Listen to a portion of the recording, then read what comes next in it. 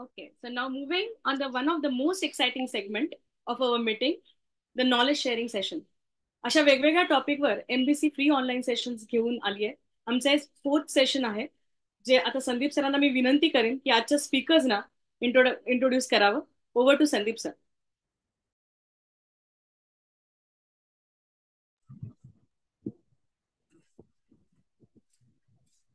आवाज येतोय?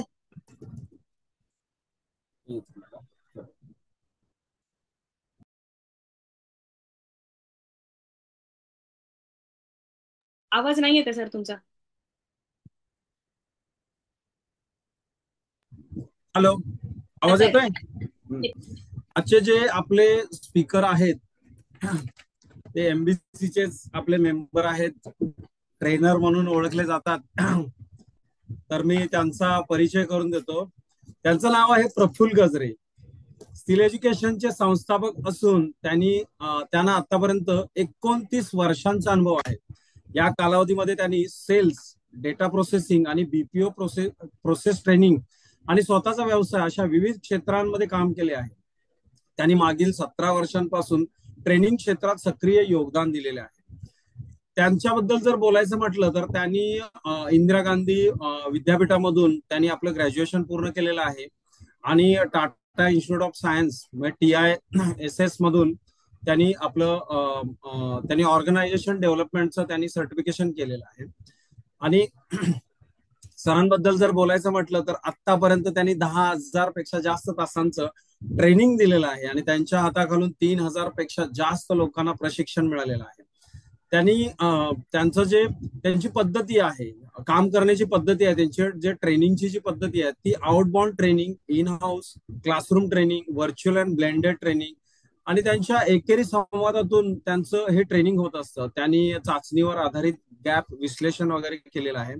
विश्लेषण आणि त्यानंतरची कार्यपद्धती ही ग्राहकांना स्पष्टपणे मांडणे, कर्मचाऱ्यांचा सहभाग, त्यांची कार्यक्षमता वाढीसाठी धोरणात्मक त्यांनी असे विशेष डिझाईन करून त्यांनी असे काही ट्रेनिंग कोर्स काढलेले आहेत. शोधावर आधारित त्यांचे कंटेंट डेव्हलपमेंट आहेत. प्रशिक्षण आणि गरजांनुसार तयार केलेल्या कस्टमाइज ऍक्टिव्हिटीज आहेत त्यांच्याकडे. म्हणजे ते समोरच्यांची जशी गरज आहे त्याप्रमाणे त्यांनी तशा ते ऍक्टिव्हिटीज करत असतात. आणि आजचे प्रफुल्ल गजरे हे कॉर्पोरेट ट्रेनिंग आणि ऑर्गनायझेशन डेव्हलपमेंट मध्ये एक अनुभवी, अभ्यासू आणि प्रभावी प्रशिक्षक म्हणून ओळखले जातात. उत्तम वक्ते आणि एमबीसीला खास जबरदस्त असे उत्तम वक्ते म्हणून परिचित असलेले प्रफुल्ल गजरे सर, मी तुम्हाला विनंती करतो की तुम्ही आम्हाला मार्गदर्शन करा. धन्यवाद. Thank you so much Sandeep sir आणि अनुजा मॅडम, ही संधी दिल्याबद्दल आणि इतकं छान माझं इंट्रोडक्शन केल्याबद्दल संदीप सर. आणि सुरू करायच्या आधी सर्वांना नमस्कार, जय महाराष्ट्र. माझी ओळख संदीप सरांनी ऑलरेडी दिलेली आहे आणि ही एक सुवर्ण संधी मला जी मिळाली त्याचा फायदा मी कसा घेऊ शकेन आणि मी इथून आणखीन काय पोचवू शकेन हा पूर्ण प्रयत्न कायम ठेवलेला आहे. आणि आजच्या ह्या संधीमध्ये आपल्यापर्यंत तुमच्या बिझनेससाठी किंवा तुमच्या स्वतःसाठी तुम्हाला मी असं काय देऊ शकतो ज्याच्यातनं तुमचा खरोखर छान साध्या सोप्या पद्धतीने तुमचा फायदा होऊ शकेल, तो तुमच्या बिझनेससाठी म्हणा किंवा तुमच्या स्वतःच्या डेव्हलपमेंटसाठी, हाच एक प्रांजळ प्रयत्न आहे याच्यातनं. तर आता आपण सुरू करूया ह्या पर्टिक्युलर सेशनची. मी आता माझी स्क्रीन शेअर करतोय.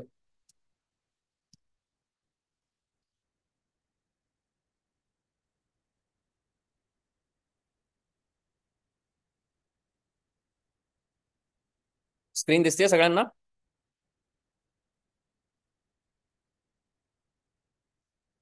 अनुजा मॅडम दिसते स्क्रीन माझी व्यवस्थित? एक कोणीतरी मला तरी कळवलं तरी चालेल, कारण मला इथे बाकी काही कळत दिसत सर नाही. दिसते. दिसते ना? Thank you so much. Thank you so much. Okay, so let us start. वेळ फार आपल्याकडे लिमिटेड असतो, त्यामुळे आपण जास्त वेळ न घेता आता लगेच आपण सुरू करूया. सगळ्यात पहिले मला ह्या सेशनला सुरुवात करायच्या आधी सगळ्यांसाठी एक प्रश्न आहे. पटापट जर का सगळ्यांनी त्या चॅट बॉक्समध्ये जर का उत्तरं लिहिली किंवा कोणी सांगितली मला वाचून, कारण मला इथे चॅट बॉक्स क्लिअरली असं दिसत नाहीये, बट मी हा एक प्रश्न तुमच्या समोर टाकतोय, त्याचं उत्तर मला हवंय.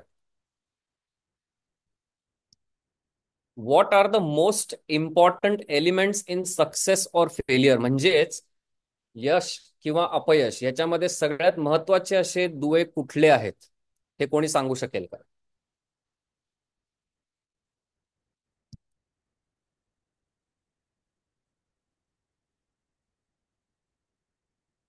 Mindset, very nice. अजून कोणी आहे?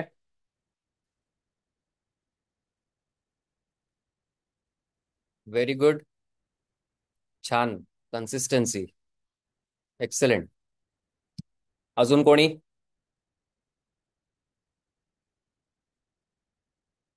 ओके. सो कसं आहे, ट्रेनिंग जेव्हा होतं किंवा एखादं सेशन होतं त्यामध्ये मजा तेव्हा येते जेव्हा दोन्ही बाजूनी संवाद होतो. बरोबर. म्हणून मी तुम्हाला मध्ये मध्ये असे प्रश्न विचारत राहीन, कारण हा पूर्ण सेशन आहेच मुळी अशा पद्धतीचा की जर का तुम्ही मला प्रतिसाद दिलात तर तुम्हाला जास्त समजेल, तुम्हाला जास्त कदाचित प्रश्न असतील ते तुम्ही विचारू शकता. पण जर का आपण फक्त ऐकत राहिलो आणि आपल्या शंका कुशंका आपल्यापर्यंतच आपण ठेवल्या तर त्याच्यातनं पुढे फायदा होत नाही. तर मी सगळ्यांना विनंती करेन की तुम्ही फ्रीली ह्याच्यात या चॅटबॉक्सचा वापर करा, रेस्पॉन्स द्यायला, प्रतिसाद द्यायला, म्हणजे त्या सेशनला आणखीन मजा घेता येईल तुम्हाला. तर आपण पुढे सरकूया. तर जसं बऱ्याच जणांनी म्हटलं की कन्सिस्टन्सी आहे किंवा एका मॅडमने तिथे लिहिलं होतं की संकोच, शायनेस, किंवा आपण आपण घाबरतो बोलायला, ह्या गोष्टींमधनं आपलं कधी कधी फेलियर सुद्धा होऊ शकतं. आणि जिथे कन्सिस्टन्सी असते तिथे आपले प्रयत्न हे कन्सिस्टंट असले, आपल्या योग्य दिशेला जर का आपले प्रयत्न असले तर आपल्याला सक्सेस गाठायला कठीण जात नाही. असेच बरेचसे आहेत आणि त्यातला सगळ्यात महत्वाचा जो आपल्या आयुष्यातल्या अगदी प्रत्येक पावलोपावली आपल्याला ते करावं लागतं ते म्हणजे निर्णय. तर आजच्या या टॉपिकचं नाव तुम्ही जे बघितलं असेल तर त्याच्यामध्ये मी तुम्हाला या टॉपिकच्या नावा जवळ आता घेऊन जातो, त्याच्याशी तुमची ओळख थोडक्यात करून देतो. टॉपिकचं नाव आहे 4 Qs + 4 As = डिसिजन. आता क्यू आणि ए हे काय आहेत ते आपल्याला हळूहळू कळेलच, पण त्याच्यामुळे काय मिळतंय, डिसिजन म्हणजे निर्णय किंवा निर्णय कसा घ्यायचा हे तुम्हाला आता ऑलरेडी समजलेलं आहे. ठीक आहे. सो आता आपण इथून पुढे सरकूया.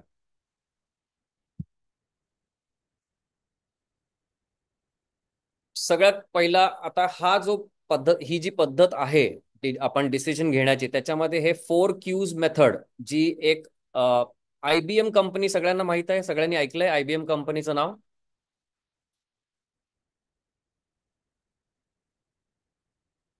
IBM ह्या जगप्रसिद्ध कंपनीने त्यांच्या कामाच्या पद्धतींमध्ये बऱ्याच सुधारणा आणल्या होत्या आणि त्याच्यापैकीच एक रिसर्च केल्यानंतर त्यांच्या काही गोष्टी लक्षात आल्या, ज्याच्यानं त्यांनी ही एक पद्धत किंवा ही प्रणाली त्यांनी निर्माण केली आणि त्यालाच त्यांनी नाव दिलं the 4 quadrants method of making decision. मग 4 क्वाड्रंट्स मेथड म्हणजे काय ते आता आपण समजून घेऊया, कारण ह्याच्यातनच तुम्हाला बऱ्याचशा गोष्टी आता समजायला लागतील.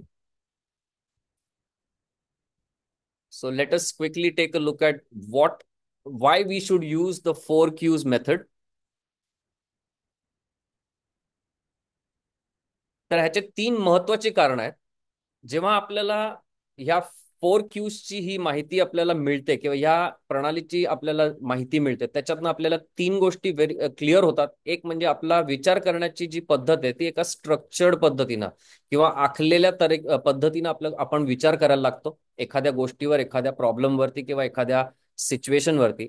आणि सिस्टमॅटिकली आपण त्याच्यातनं डिस्टिंक्ट काय म्हणतात त्याला, डिसिजन्स आपण घेऊ शकतो 4 वेगळ्या पद्धतीनं.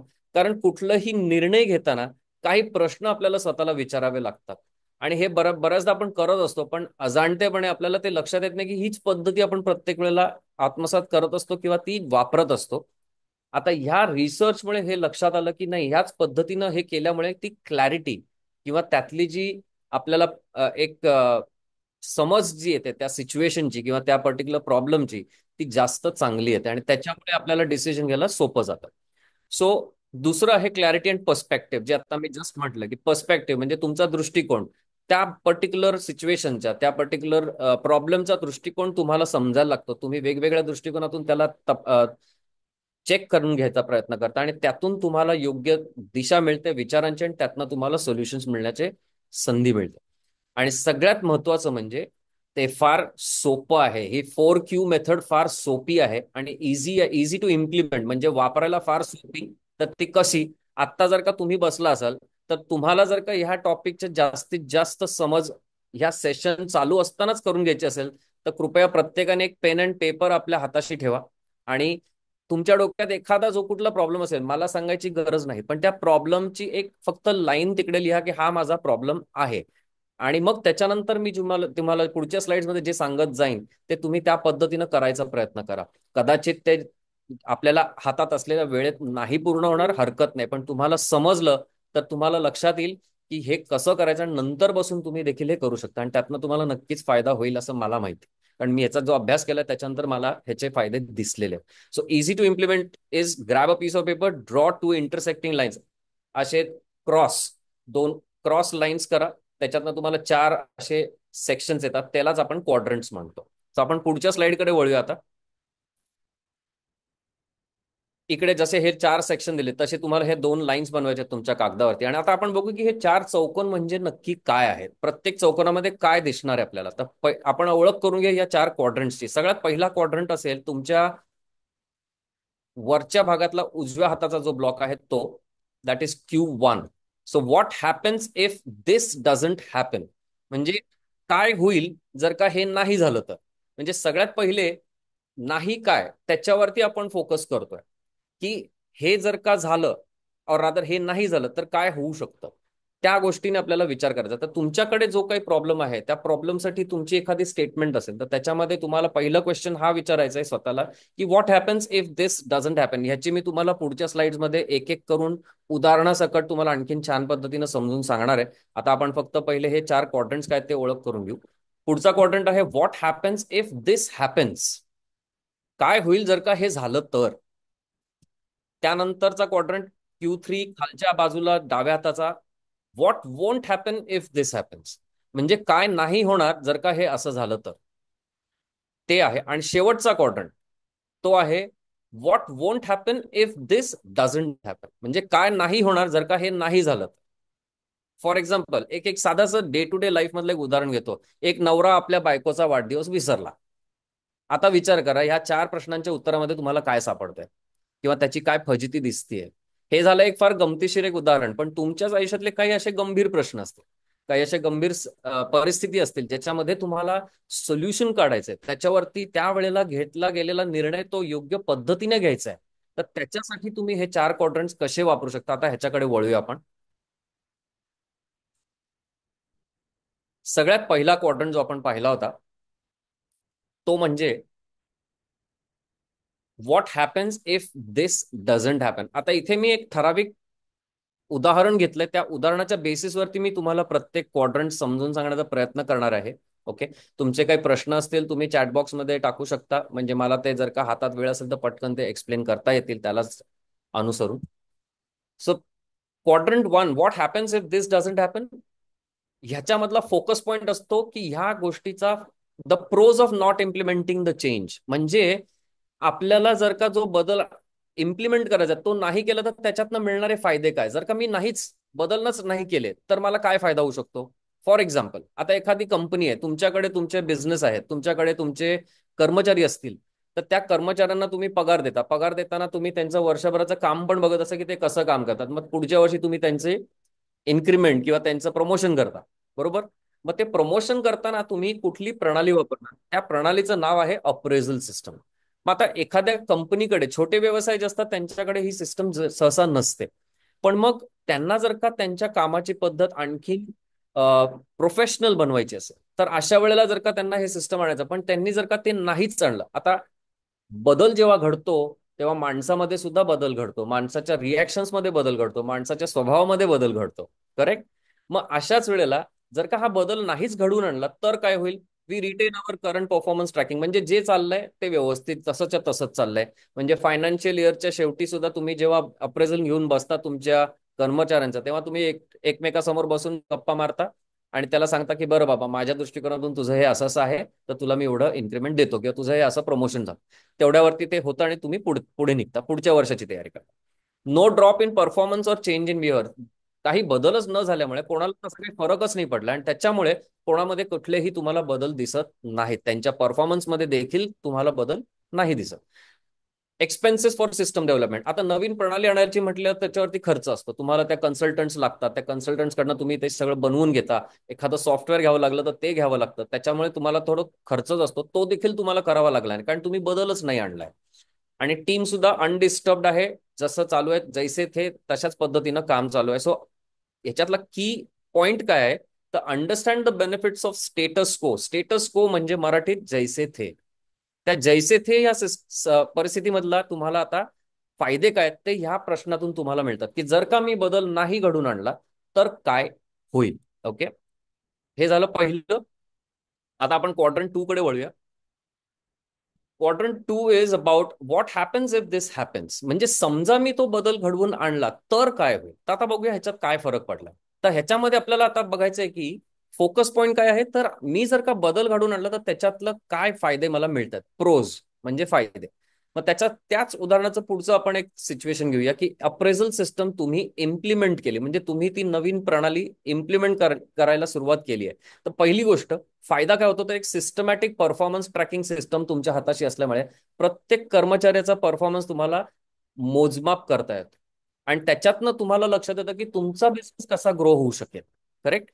Employees will have a focused growth plan in the organisation. म्हणजे केवळ कंपनीलाच नाही तर प्रत्येक इंडिव्हिज्युअलला सुद्धा आपल्या ग्रोथचा प्लॅन दिसायला लागतो. मला मार्ग कळतो की मी या पद्धतीनं व्यवस्थित चाललोय, मी तिथपर्यंत पोहोचणार आहे, त्याचा त्याला एक अंदाज यायला लागतो. आणि लॉंग टर्म रिटेन्शन. हल्ली काय होतं, हल्ली कंपन्यांमधले एम्प्लॉईज येतात जातात, सतत लोक येतात आणि जातात, सोडून जातात. का तर त्यांना तिकडे काही आवडतं काही नाही आवडत. पण मग अशा वेळेला जर का एखाद्या कर्मचाऱ्याला आपल्याला जास्त काळ टिकून ठेवायचं असेल तर त्याला त्या कंपनीमध्ये त्याची ग्रोथ कशी दिसेल ह्या पद्धतीची एक सिस्टम आपल्याला आणावी लागणं गरजेचं असतं.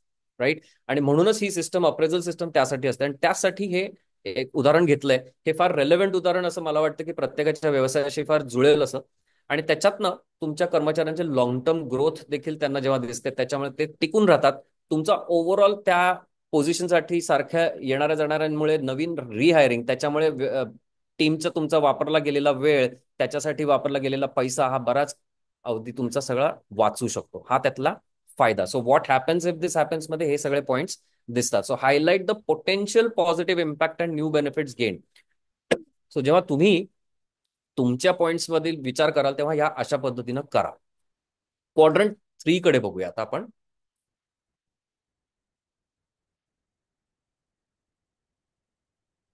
What won't happen if this happens. म्हणजे काय नाही होणार जर का हे केलं तर. म्हणजे तेच जर का मी आता ही अप्रेझल सिस्टम मी आणली माझ्या कंपनीमध्ये, पण त्याच्यामुळे काय नाही होणार तर त्याच्यात ते आपण एक काही उदाहरणं बघूया. द कॉन्स म्हणजे मी तो बदल घडवून आणल्यामुळे नक्की माझ्या कंपनीमध्ये कशा टाईपचा बदल येईल किंवा त्याचे काय रिस्क फॅक्टर्स मला दिसायला लागतील, त्याची काही एक साधारण उदाहरणं घेऊया. Employees will display resistance to come out of the comfort zone.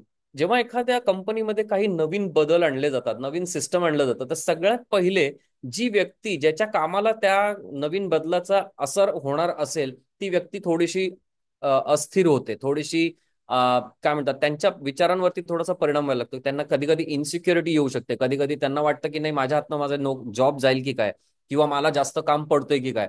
अशा विचारांमुळे त्यांच्या स्वभावात थोडासा फरक येतो. ते सिस्टमला लगेच ऍक्सेप्ट करत नाहीत. त्यालाच आपण थोडक्यात रेजिस्टन्स असं म्हणतो. Possible decline in performances of certain employees. काही एम्प्लॉईज असतात जे त्या थोडेसे निगेटिव्ह पद्धतीनं बघतात ह्या गोष्टींकडे. त्यांना बदल सहसा आवडत नाहीत आणि म्हणून ते लॉंग टर्मचा विचार न करता शॉर्ट टर्म, म्हणजे आत्ता माझं काम वाढतंय ह्याच्यामुळे पुढचा फायदा काय होईल हे त्यांना दिसत नाही. मग अशा वेळेला ते कामं जास्त करत नाहीत किंवा मुद्दामून काहीतरी स्लो केल्यासारखं होतं किंवा अशा अशा काही गोष्टी दिसायला लागतात. आणि त्याच्यामुळे काय होतं, त्यांचा परफॉर्मन्स आणि सबसिक्वेंटली आपल्या कंपनीच्या परफॉर्मन्समध्ये ड्रॉप व्हायला. Added task list may lead to increase in load for teams in the HR department, which may lead to defocus on the regular task. आता जेव्हा अप्रेझल सिस्टम आणते हे पूर्ण काम असतं HR डिपार्टमेंटचं. त्यांच्याकडे हे काम दिलेलं असतं, सगळ्या एम्प्लॉईजचा रेकॉर्ड ठेवणं, त्याच्याकडनं त्यांचे ते फॉर्म भरून घेणं, तो डेटा कलेक्ट करणं आणि त्याच्यातनं अंदाज बांधून बॉसला सांगायचं की हे अशा पद्धतीचा परफॉर्मन्स आहे आणि अशा पद्धतीनं आपण पर्सेंटेज प्रमोशन किंवा इन्क्रीमेंट देऊ शकतो. त्यांचं काम वाढू शकतं. त्याच्यामुळे त्या डिपार्टमेंटमधली लोक सुद्धा कदाचित थोडंसं प्रेशर फील करायला लागतं. मग ह्याच्यातनं की पॉइंट काय निघतो? Shine a light on potential downsides और trade off of going through with your plan. म्हणजे तुम्ही काही नवीन आणताय तर त्याच्यामुळे निगेटिव्ह इम्पॅक्ट काय होतोय हे पण तुम्हाला अंदाज बांधायला जमलं पाहिजे. ओके, आता आपण वळूया शेवटचा क्वाड्रंट, फार महत्वाचा आणि फार ट्रिकी आहे, समजून घ्या. तर प्रश्न बघा, what won't happen if this doesn't happen. म्हणजे एकाच प्रश्नात दोन नकारात्मक प्रश्न. What won't happen if this doesn't happen म्हणजे समजा मी माझ्या कंपनीमध्ये अप्रेझल सिस्टम नाही आणली तर काय नाही होणार. ओके, त्याच्यामध्ये आपण उदाहरणं बघूया.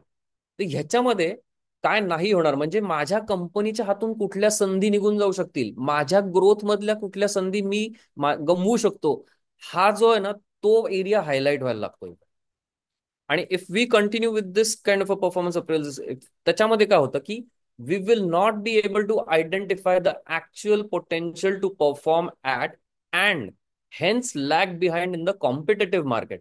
म्हणजे सुरुवातीला आपण फोकस केला होता, आपण असा फोकस केला होता म्हणजे अगदी एम्प्लॉई लेवलला घुसून फोकस करतोय.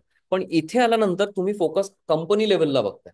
कंपनी लेवलला बघताना तुम्हाला हे दिसतं की इथे माझ्या कंपनीचं नुकसान कसं होत आहे, मी त्या मार्केटमध्ये किती काळ टिकून राहीन. जर का मी हे नाही केलं तर मला माहितीच नाही की माझा एम्प्लॉई कसं काम करतोय, मला हे माहितीच नाही की माझी कंपनी कशी परफॉर्म करते. मग अशा वेळेला मी डोळ्यावर पट्टी बांधून मार्केटमध्ये बसलोय. मग अशा वेळेला कुठला कॉम्पिटिटर केव्हा पुढे निघून जाईल मला देखील कळणार नाही. हे ओव्हरऑल पिक्चर मधलं सगळ्यात घातक situation. Enhancement in customer satisfaction levels due to under performance which were not noticed. आपला प्रत्येकाचा प्रयत्न काय असतो की आपला जो ग्राहक आहे तो कायम आपल्या बरोबर जोडलेला असावा आणि त्याच्यासाठी आपण त्याला कायम अशी सर्व्हिस द्यावी जो त्याच्यामुळे तो खुश राहील. बरोबर, पण ते करत असताना बऱ्याचदा असं होतं की आपल्याकडे आपल्या हातून काही ठिकाणी दुर्लक्ष होतं आणि मग तिथून आपल्याला कंप्लेंट्स यायला लागतात. जेव्हा कंप्लेंट्सची संख्या वाढते तेव्हा समजायचं की आपल्या हातून बरंच काही सुटत चाललंय आणि ती हीच परिस्थिती आहे. ओके, सो त्यासाठीच त्या कंप्लेंट्सच्या काउंट कमी होण्यासाठी किंवा त्या कंप्लेंट्सना त्याच्यातनं काहीतरी शिकून चांगलं करण्यासाठी तुम्हाला ही संधी दिली जाते, तर त्याचा वापर करा. So be particularly mindful with this question. हा क्वेश्चन फार ट्रिकी आहे, जसं मी मागाशी म्हटलं, दोन नाहीये तर याचा अर्थ तुम्हाला ते बरोबर लक्षात आलं पाहिजे की तुमच्या प्रॉब्लेमशी किंवा तुमच्या सिच्युएशनसाठी ह्याचं उत्तर तुम्ही कसं लिहून काढाल. ओके, तर ते फार काळजीपूर्वक तुम्हाला करणं गरजेचं आहे. पण ते केलं तर त्याच्यातनं बरंच काही निघतं बाहेर. आता हा पूर्ण जो चार चौकोनाचा जो खेळ आहे तो कसा वापरला गेला पाहिजे इफेक्टिव्हली, त्याच्या काही टिप्स मी तुमच्याबरोबर शेअर करतो म्हणजे तुम्हाला खूप सोपं जाईल. पहिले, लिहून काढा. डोक्यात बऱ्याच गोष्टी चालतात, नाही माझ्या डोक्यात आहे सर, मला सगळं जमतंय, माझ्या लक्षात राहील. ट्रस्ट मी, नाही राहत. माझ्या स्वतःच्या राहत नाही, मला सुद्धा माहिती आहे. मी बऱ्याच गोष्टी विचार करतो पण काही वेळेला मी ते मुद्दामून मोबाईलवरती नोटपॅड वरती किंवा वहीमध्ये किंवा डायरीमध्ये लिहून काढतो. का? की आपल्या डोक्यात दिवसाला असं म्हणतात की माणसाच्या डोक्यात 70 ते 80 हजार विचार येऊन जातात. आता मला सांगा, तुम्हाला मी विचारलं हे 70-80 जे काय आहेत तर तुम्ही लिहून काढू शकाल का? नाही, इम्पॉसिबल. म्हणूनच लिहून काढा. Don't rely on your memory alone. Bullet points काढा, थोडक्यात लिहा की मला हा डोक्यात ही आयडिया आली किंवा माझ्या डोक्यात हा प्रॉब्लेम दिसतोय तर हे मला लिहून काढायचं. दुसरं, ब्रेन स्टॉर्म म्हणजे चर्चा करा, फ्रीली करा, मोकळेपणे करा. Give yourself space to list any as many potential outcomes as possible. Avoid filtering too early. त्याच्यात जेवढं डिटेलिंग, थोडक्यात ते म्हणतायत असं की तुम्ही जास्तीत जास्त डिटेलिंग करा त्या पर्टिक्युलर प्रॉब्लेमचं. जेवढं डिटेल, असं म्हणतात इंग्लिशमध्ये, the devil lies in the details. And similarly the opposite is the God also lies in details. म्हणजे तुम्ही जर का डिटेल्स जास्त शेअर केले तुमच्या प्रॉब्लेमच्या, कदाचित त्यातनंच तुम्हाला तुमच्या प्रॉब्लेमचं सोल्युशन देखील मिळेल, which is nothing but the god. Okay, next point, involve stakeholders. त्या प्रॉब्लेमशी कनेक्टेड कोण कोण व्यक्ती आहेत, कुठले कुठले डिपार्टमेंट आहेत, कुठले कुठले बाहेरचे एक्सटर्नल फॅक्टर्स आहेत, त्या सगळ्यांना त्याच्यामध्ये जर का इन्व्हॉल्व करायची वेळ आली तर नक्की करा. कारण त्या प्रॉब्लेम मध्ये जर का त्यांचे पण हात भाजले जात असतील, त्यांच्या कामाच्या पद्धतीमुळे जर का प्रॉब्लेम होत असतील तर कुठेतरी ते सगळे त्याच्याशी कनेक्टेड असणं गरजेचं आहे. कारण त्यांचे पर्स्पेक्टिव्ह तुम्हाला ते सांगतील आणि त्यातनं तुम्हाला आयडियाज येऊ शकतात. So if other people's input is critical, invite them to contribute. Shared brainstorming can reveal perspectives you might miss. कारण एकच व्यक्ती सगळ्या गोष्टीने विचार नाही करू शकत, कुठेतरी ती स्टॅग्नन्सी येते. म्हणूनच आपण म्हणतो की मीटिंग मध्ये आपण चार डोकी का घेऊन बसतो, कारण ते चांगल्या पद्धतीचे क्रिएटिव्ह थिंकिंग कन्स्ट्रक्टिव्ह थिंकिंग सुद्धा होऊ शकतं. Prioritise and reflect. After filling out all 4 quadrants, rank which items weigh heaviest, ask which outcome matters most to our success. म्हणजे तुम्हाला आता त्याच्यातनं लिहायचंय की मला ह्याच्यातला सगळ्यात महत्वाचा मुद्दा कुठला वाटतो, त्याला घेऊन तुम्हाला काम करायला सुरुवात करायची. सुरुवात म्हणजे सगळ्यात पहिली प्रायोरिटी त्याला द्यायची. आलं लक्षात? Decide and document. आता हे तुम्ही सगळे अनालाइज केलं, सगळं केलं, पण त्याला जर का तुम्ही कुठे लिहून त्याची एक डॉक्युमेंट तयार नाही केली ना, तर हीच ऍक्टिव्हिटी तुम्हाला प्रत्येक वेळेला करावी लागेल. तुम्ही त्याच्यामध्ये पुन्हा पुन्हा वेळ घालवणार. पण जेव्हा डॉक्युमेंटेशन होतं तेव्हा तुम्हाला पटकन कुठेतरी रेफरल एक मिळतो, ज्याच्यातनं तुमचा वेळ वाचू शकतो आणि तुम्ही पुढच्या प्रॉब्लेमकडे जास्त वेळ देऊ शकता, rather than going back to the same old problem and thinking over it again. So नेहमी आपापल्या प्रॉब्लेम्सचं जेव्हा अनालाइज आपण करतो, त्याच्यावरती काही सोल्युशन डिझाईन करतो, त्याचे डॉक्युमेंटेशन नक्की चांगल्या पद्धतीनं बनवून ठेवा. आपण आहात सगळे माझ्यासोबत? चॅट बॉक्समध्ये लवकर पटापट येस टाका असाल तर.